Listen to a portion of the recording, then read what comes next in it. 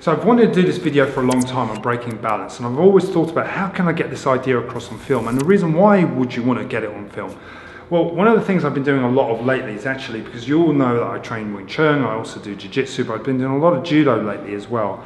Obviously the concept of balancing is central to Judo. And one of the things I've been trying to think about when I'm teaching my own group, and especially when we're looking at self-defense, is the application of off-balancing in a street fight. Is it important? Is it necessary? Is it a skill worth knowing? I genuinely think it's a skill worth knowing. Partly because if you can balance someone, you can make it really difficult for them to strike you, but most importantly, you can set up your own strikes. So if you think of the idea of balancing someone to throw them, you think of the idea of balancing to strike them. So here's a classic thing that I wanted to go through on film, at least get it down for my own students anyway.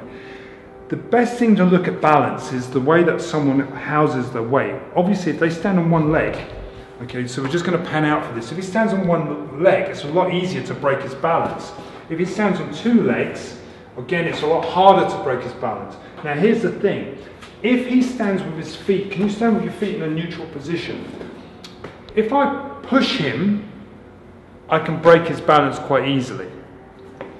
Why? Because his feet are in a neutral position, they're in a line, so it's really easy. I can rock his weight backwards. Now, here's the thing, if he puts a leg forward, put it forward a little bit more, George, right? If I try to push you, you've got more balance, yeah, right? You've got good stability or structure. This isn't anything to do with balance, by the way. It has a lot to do with structure and stability. But if I move to here and I push, okay, it breaks the balance and stability. So, what we're looking at doing quite often when we're looking at applying these concepts is breaking balance is one thing, but attacking people's structure and their stability is another thing. So I suppose this is, I'm doing this video sort of live and I'm thinking about it as I'm doing it, so it's probably not going to come out in a very clear manner. But what I'm trying to get across is that when I'm fighting and I'm in the pocket, bang, and I'm struggling, one of the things we've been working on a lot is pulling people down and pushing them. And the reason why we pull them down is because it brings the leg forward. So then we push to break that structure. And obviously break and attack their balance to a certain degree, but it's much more structural integrity. Now most of the time people say to me, yes, but they can put their leg back to block themselves, or they can react against that.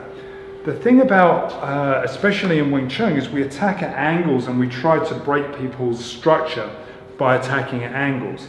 One of the things I did a couple of years ago, and if I remember, I'll put a card up on the video for you, and I should remember because I'm saying it on film, is to block the leg.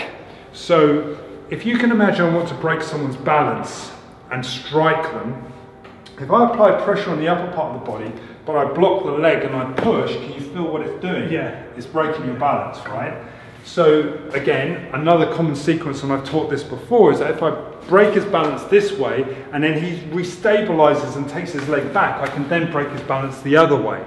Now, from a point of view of fighting, that's very well showing that, but how would it work? Well, if I'm covering up and you're throwing punches, and notice I'm always demonstrating this type of stuff, because I'm trying to fight on the back end. I'm not trying to set up a situation where he throws a punch and I'm doing something really fancy or boom, boom, boom, moving. That's crazy.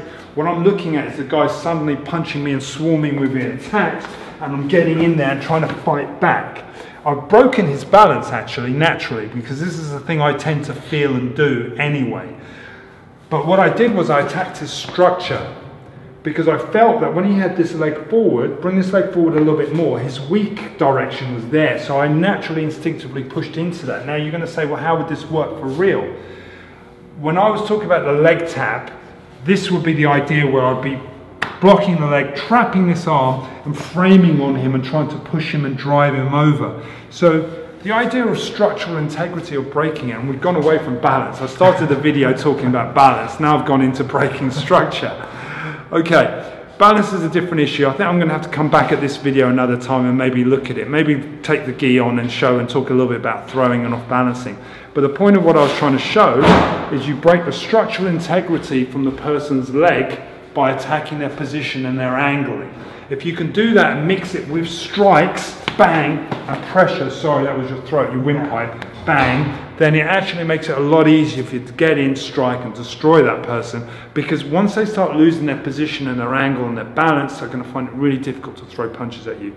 Have a play with it. I think over the coming months I'm going to release a few videos on this, because it is actually quite an interesting subject, and I actually want to get a little bit more depth into it actually, and I'm going to actually instruct it a little bit more clearer with some more sort of clinical techniques.